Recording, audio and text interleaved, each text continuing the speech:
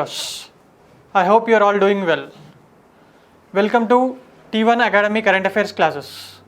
ఈరోజు current affairs క్లాసెస్లో భాగంగా మనం ఈరోజు న్యూస్ పేపర్లోని కొన్ని ముఖ్యమైన అంశాల గురించి చర్చించుకుందాం. అవేంటంటే miss World 2021 and chess olympiad అనేది ఇండియాలో జరగబోతుందండి. అది ఎక్కడ జరగబోతుంది అనే దానికి సంబంధించిన విషయం, మరియు హురూన్ గ్లోబల్ రిచ్ లిస్ట్ని ఒక ఆర్గనైజేషన్ వారు రిలీజ్ చేశారండి. అది ఏ ఆర్గనైజేషన్ వారు రిలీజ్ చేశారు, అందులో భాగంగా ఎవరు టాప్లో ఉన్నారు లాంటి విశేషాలు, మరియు ముంబైకి సంబంధించి ఒక ఇండెక్స్ ఉందండి. ముంబైకి సంబంధించి న్యూస్లో ఉంది, ముంబై సిటీ, దానికి సంబంధించిన విశేషాలు. And global recycling day. నేను ప్రతిరోజు చెప్తూ ఉంటాను, డేస్ అనేవి ఇంపార్టెంట్ అని. ఎగ్జామ్స్లో 2 నుంచి 3 క్వశ్చన్లు దీని మీద వస్తూ ఉంటాయని, డేస్ కానివ్వండి, వీక్స్ కానివ్వండి. సో గ్లోబల్ రీసైక్లింగ్ డే అనేది కూడా న్యూస్లో ఉందండి. దానికి సంబంధించిన విశేషాలు మరియు కొన్ని ఎంసీక్యూస్, ఈ అన్ని టాపిక్స్కి సంబంధించిన దాని మీద కొన్ని ఎంసీక్యూస్ ఫ్రేమ్ చేయడం జరిగిందండి. ఆ ఎంసీక్యూస్ గురించి కూడా మనం ఇవాళ మాట్లాడుకుందాం. Coming on to the first topic, that is Miss World 2021. Miss World 2021, Poland's Karolina Bielawska has been crowned as Miss World 2021. Poland capital city ఏంటండి? వార్సా. మనకు పోలాండ్ అనగానే దానికి సంబంధించి క్యాపిటల్ సిటీ ఏంటి, దాని కరెన్సీ ఏంటి కూడా మనకు గుర్తుకు రావాలండి. దాని currency euro, capital city is Warsaw. And Warsaw pact గురించి కూడా మనము ఇంటర్నేషనల్ రిలేషన్స్లో భాగంగా చదువుకున్నాం. అక్కడ ఆ పోలాండ్కి సంబంధించిన అమ్మాయి అయిన Karolina Bielawska has been elected as Miss World 2021. Karolina Bliwaska from Poland has won the title of Miss World 2021 and she was crowned by 2019 Miss World Toni Ansing of Jamaica. ఏంటంటే ప్రతిసారి last year ఎవరైతే win అయ్యారో వాళ్ళు తీసుకొచ్చి crown ఇవ్వడం జరుగుతుందండి. ఈ year win అయిన వాళ్ళకు 2020లో కరోనా వల్ల, కోవిడ్-19 వల్ల మిస్ వరల్డ్ కాంపిటీషన్స్ అనేవి జరగలేదండి. సో 2021లో జరిగాయి. అందువల్లే 2019 మిస్ వరల్డ్ గెలిచిన టోనీ ఆన్సింగ్, జమైకాకు చెందిన టోనీ ఆన్సింగ్ గారు ఈసారి కరోలినా బ్లివాస్కాకు టైటిల్ క్రౌన్ అందజేయడం జరిగిందండి. And Indian American Shree Saini who has participated in this Miss World Championship from United States has come as the first runner up. అంటే ఫస్ట్ రన్నర్ అప్ అంటే second పొజిషన్లో నిలిచారండి Shree Saini. So this will be important for examination because she is the first runner up. అలాగే second runner అప్గా Olivia Yace from Cote d'Ivoire అండి. Cote D Ivory అంటే మన ఆఫ్రికాలో ఉన్న ఐవరీ కోస్ట్ కంట్రీ అండి. దాన్ని ఈ మధ్య కొత్తగా ఒక 3-4 ఇయర్స్ నుంచి వాళ్ళు పేరు మార్చారండి, కోటే డి ఐవరీగా పిలుస్తున్నారు. ఇంతకుముందు దాన్ని ఐవరీ కోస్ట్ అనేవాళ్ళు కంట్రీని. And this is the 70th edition అండి of Miss World international beauty pageant which was held in San Juan ప్యూటోరికాలోని శాన్ జోన్ సిటీలో దీన్ని నిర్వహించడం జరిగిందండి. ఇందులో గుర్తుపెట్టుకోవాల్సిన పాయింట్స్ ఏంటంటే, ఒకటి ఎక్కడ జరిగింది, and this is 70th edition. గెలిచింది ఎవరు అంటే పోలాండ్స్ కరోలినా బ్లివాస్కా గెలిచింది. And first runner up Shree Saini, మన ఇండియన్ అమెరికన్ అయిన శ్రీ సైని ఫస్ట్ రన్నర్ అప్గా నిలవడం జరిగింది. అలాగే మన ఇండియా నుంచి పార్టిసిపేట్ చేసిన Manasa Varanasi and she is also important, ఎందుకంటే తను ఫెమినా మిస్ ఇండియా 2019 విన్నర్ అండి. అండ్ ఆ 2020 విన్నర్ ఆ ఇయర్లో పాల్గొనాల్సింది, బట్ కోవిడ్-19 వల్ల 2020 పేజెంట్ జరగలేదు. అందువల్లే తను ఈ ఇయర్ పాల్గొనడం జరిగిందండి. She stood in the 13th ప్లేస్లో నిలవడం జరిగిందండి. బట్ ఈ పేరు కూడా ఇంపార్టెంట్ అండి, ఎందుకంటే ముఖ్యంగా టీఎస్పీఎస్సీ ఎగ్జామ్స్ రాస్తున్న వాళ్ళకు మానసా వారణాసి పేరు చాలా ఇంపార్టెంట్ అండి. As she is from Hyderabad, Vasavi engineering కాలేజ్లో ఇంజనీరింగ్ కంప్లీట్ చేసింది తను. So this will be very very important for TSPSC examination. Miss వరల్డ్కి సంబంధించిన క్వశ్చన్ అన్ని ఎగ్జామ్స్లో అడుగుతారండి, బట్ టీఎస్పీఎస్సీ వాళ్ళకు యాజ్ హైదరాబాద్కు చెందిన మానసా వారణాసి గారు పాల్గొనడం జరిగింది కాబట్టి ఇది ఇంకా ఎక్కువగా ఇంపార్టెంట్ అవుతుందండి. Coming on to the next topic, ఇదండి తనే కరోలినా బ్లివాస్కా ఫ్రమ్ పోలాండ్. తిను మన యునైటెడ్ స్టేట్స్ నుంచి పాల్గొన్న ఇండో అమెరికన్ అండి. అండ్ తను first runner up and she is the second runner up. Tone Academy quiz contest ఇవాల్టి మొదటి ప్రశ్న. నిపుణ్ భారత్ మిషన్ అనేది ఈ మధ్య కాలంలో న్యూస్ లో వినపడుతోంది. ఈ మిషన్ కింద ఇవ్వబడిన వాటిల్లో దేనికి సంబంధించింది? Option A, it is a part of Atal innovation mission. Option B, it is the learning process of IPR in the IITs. Option C, it is related to the education of tribals in their traditional practices.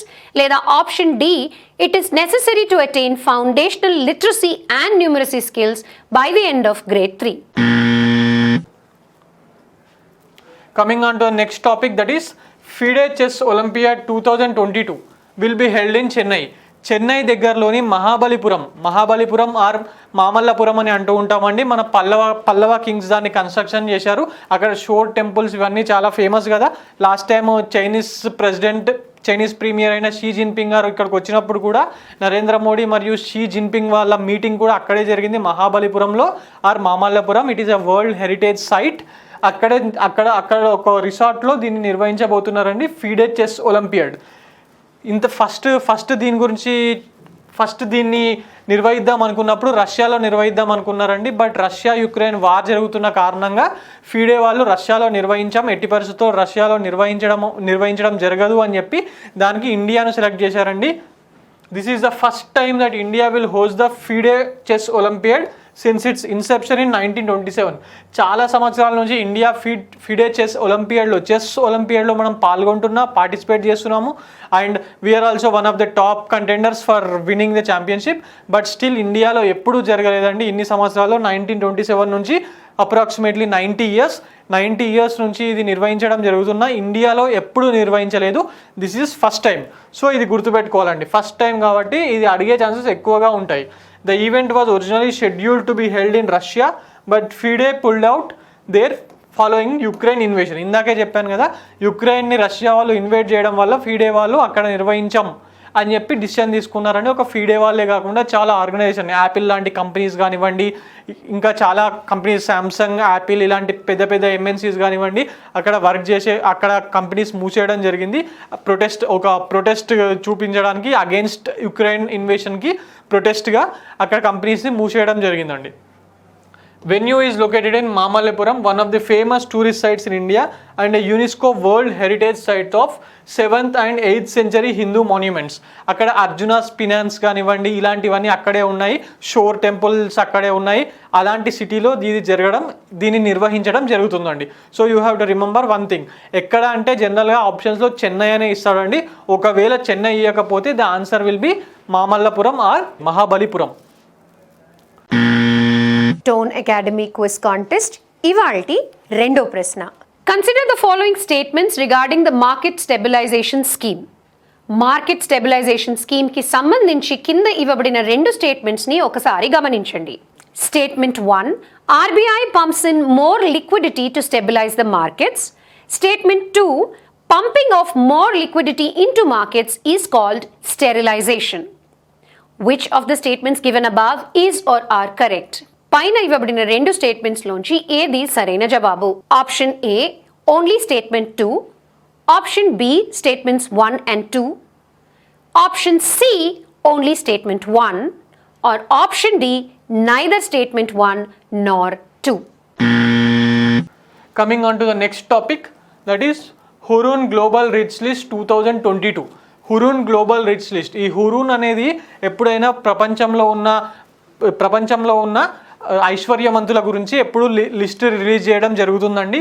దానికి సంబంధించి ఈసారి release చేసిన లిస్ట్లో Elon Musk who is the founder of SpaceX and Tesla ఇలాంటి companies ఉన్న Elon Musk గారు దీంట్లో ఈసారి టాప్ చేయడం జరిగిందండి. హీ హాస్ బర్గ్ the top position on 2022 M3M Hurun global rich list with a total net worth of $205 billion అండి. $205 billion ఆయన నెట్వర్త్, మొత్తం నెట్వర్క్ $205 billion తోని ఎలాన్ మస్క్ గారు ఫస్ట్ ప్లేస్లో నిలవడం జరిగింది. The 2022 M3 Hurun global list is published by research and luxury publishing group Hurun India in association with reality film M3M. Hurun India వాళ్ళు ప్రతిసారి దీన్ని రిలీజ్ చేయడం జరుగుతుందండి. బట్ ఈసారి ఒక పార్ట్నర్ని కూడా తీసుకున్నారు, that is a reality film called M3M. మొత్తంగా 2015 billionaires were from India which included 58 new editions. India నుంచి 2015 బిలియనియర్స్ ఈ లిస్ట్లో చోటు సంపాదించడం జరిగిందండి. And India is in 3rd place in the list of billionaires, 3rd largest billionaires producing nation in the world. First China అండి, దాని తర్వాత US second ప్లేస్లో ఉంది, థర్డ్ ప్లేస్లో ఇండియా ఉందండి. మన దేశంలో బిలియనియర్స్ సంఖ్య పెరుగుతుంది అనేదానికి ఇది ఒక నిదర్శనం అండి. ఇండియా నుంచి 9th ప్లేస్లో ముఖేష్ అంబానీ గారు ఉన్నారు. Mukesh Ambani Reliance Industries Limited with $103 billion తోని 9th ప్లేస్లో ముఖేష్ అంబానీ గారు ఉన్నారండి. And he's also considered first richest man in Asia. టాప్లో ఉన్నది ఎలాన్ మస్క్ గారు అండి విత్ $2005 బిలియన్. దాని తర్వాత Jeff Bezos, Amazon founder Jeff Bezos గారు ఉన్నారు కదా, మనం జనరల్లీ వాడే అమెజాన్ సైట్ ఉంటుంది కదండి, దాని ఓనర్ అయిన జెఫ్ బిజోస్ గారు అండి. ఇవి 2 పేర్లు ఇంపార్టెంట్. అలాగే బెర్నార్డ్ ఆర్నాల్ట్, ఈయన కొత్తగా ఈ లిస్టులోకి ప్రవేశించారండి. LVMH మొయట్ హెన్సీ లూయిస్ విల్టన్ అనే ఒక లగ్జరీ బ్రాండ్ అండి. ఇది లగ్జరీ ఐటమ్స్ని వీళ్ళు తయారు చేస్తూ ఉంటారు. ఈయన టాప్ 3లో ఫస్ట్ టైం ఎంటర్ అయ్యారండి. దాని తర్వాత ఎప్పుడు మనం చూసే bill gates, Warren Buffett, Larry Page, Mukesh Ambani వీళ్ళ పేర్లని ఎప్పుడు ప్రతి ఇయర్ ఉంటూనే ఉంటాయండి. మనం గుర్తుపెట్టుకోవాల్సిన పేర్లు ఏంటంటే ఎగ్జామ్ పాయింట్ ఆఫ్ వ్యూలో, ఒకటి ఎలాన్ మస్క్, రెండోది జెఫ్ బిజోస్, మూడోది బెర్నార్డ్ ఆర్నాల్ట్. ఈ 3 పేర్లు గుర్తుపెట్టుకోవాలండి. అలాగే మన ఇండియాకు సంబంధించిన Mukesh Ambani, he is the richest man in Asia according to this report, and he is in 9th place. అతను 9th ప్లేస్లో ఉన్నాడు. సో టాప్ 10లో ఉన్నాడు కాబట్టి ఈ 4 పేర్లు గుర్తుపెట్టుకోవాలండి ఎగ్జామ్ పాయింట్ ఆఫ్ వ్యూకి సంబంధించి. అండ్ ఈ హురూన్ రిచ్ లిస్ట్ని ఎవరు పబ్లిష్ చేశారని కూడా అడుగుతారు. హురూన్ వాళ్ళు ప్లస్ M3M రియాలిటీ ఫిల్మ్, ఈ ఇద్దరు కలిసి దీన్ని రిలీజ్ చేయడం జరిగిందండి. Coming on to the next topic, that is net zero carbon emissions by 2050.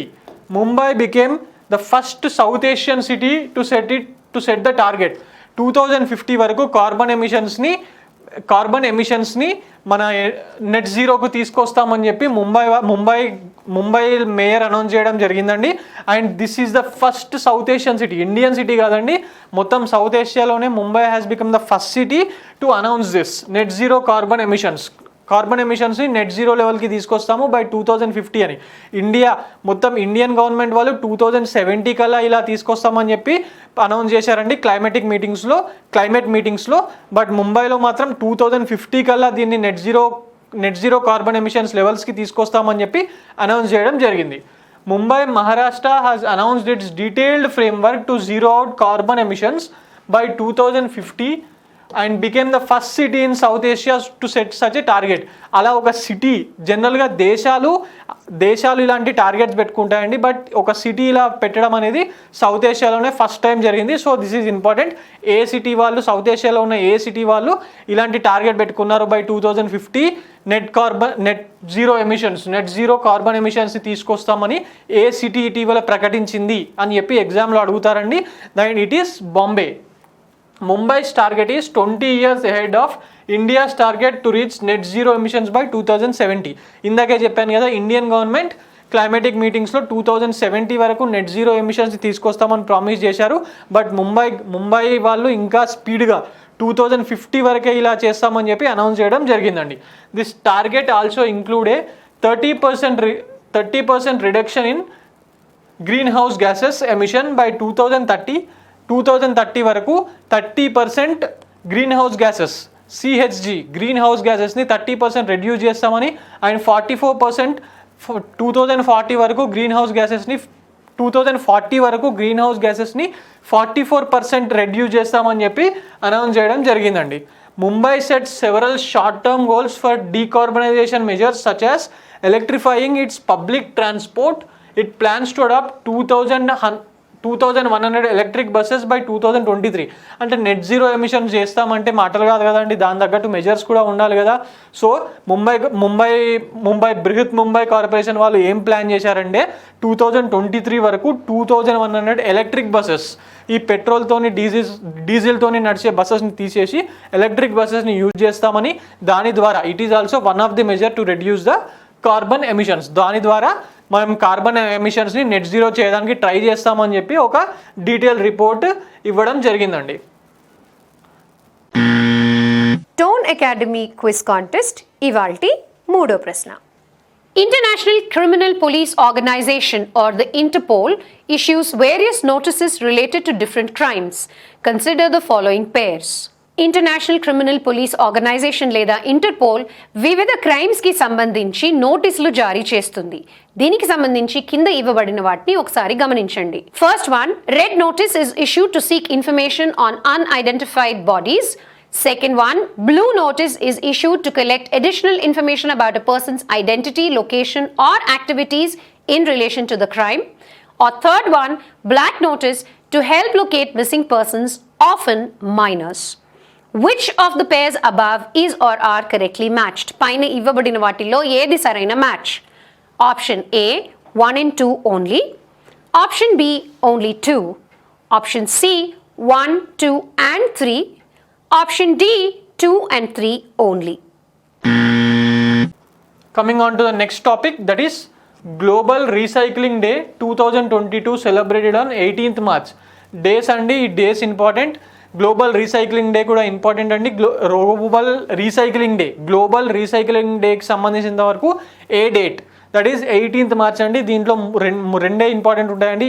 Day ఏంటి, థీమ్ ఏంటి, ఇంకా అవసరం ఉంటే ఏం ఏంటి, ఈ మూడు మాత్రమే గుర్తుంచుకుంటే సరిపోతుంది. దీనికి సంబంధించినంత వరకు global recycling day is celebrated on 18th March. 18th March రోజు దీన్ని సెలబ్రేట్ చేయడం జరుగుతుందండి. అలాగే దీని థీమ్ ఏంటంటే రీసైక్లింగ్ ఫ్రెటర్నిటీ. ఈ ఇయర్ థీమ్ ఏంటంటే this event will be focusing on recycling fraternity. Recycling heroes అన్న, రీసైక్లింగ్ ఫ్రెటర్నిటీ అన్న సేమ్ అండి. Those who put themselves on the front line to collect waste and recycling during the multiple lockdowns.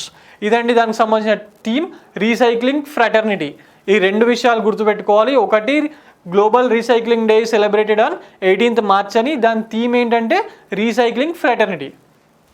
Coming on to the next topic, that is MCQs. మనం కొన్ని MCQs గురించి discuss చేద్దామండి. ఇందాక మనం డీటెయిల్గా discuss చేసిన టాపిక్స్ మీద కొన్ని MCQs కూడా ఈరోజు డిస్కస్ చేద్దాం.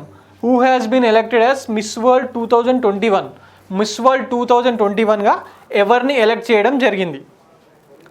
ఏ Manasa Varanasi, B Karolina Bielawska, C Shree Saini, D none of the above. ఈ నలుగురిలో ఎవరండి మిస్ వరల్డ్ 2001గా ఎన్నికైంది అనేది question. So answer is Karolina Bielawska of Poland. పోలాండ్కి చెందిన కరోలినా బ్లివాస్కా గారిని మిస్ వరల్డ్ 2021 ఛాంపియన్గా సెలెక్ట్ చేయడం జరిగిందండి. మరి మానస వారణాసి ఎవరంటే ఇందాకే చెప్పాను, she is the Miss India 2020 అండి. She has contended in Miss World competition from India and she is from Hyderabad. So Manasa వారణాసికి సంబంధించిన క్వశ్చన్ ఇంపార్టెంట్ అవుతుందండి TSPSCకి సంబంధించిన వాళ్ళకు.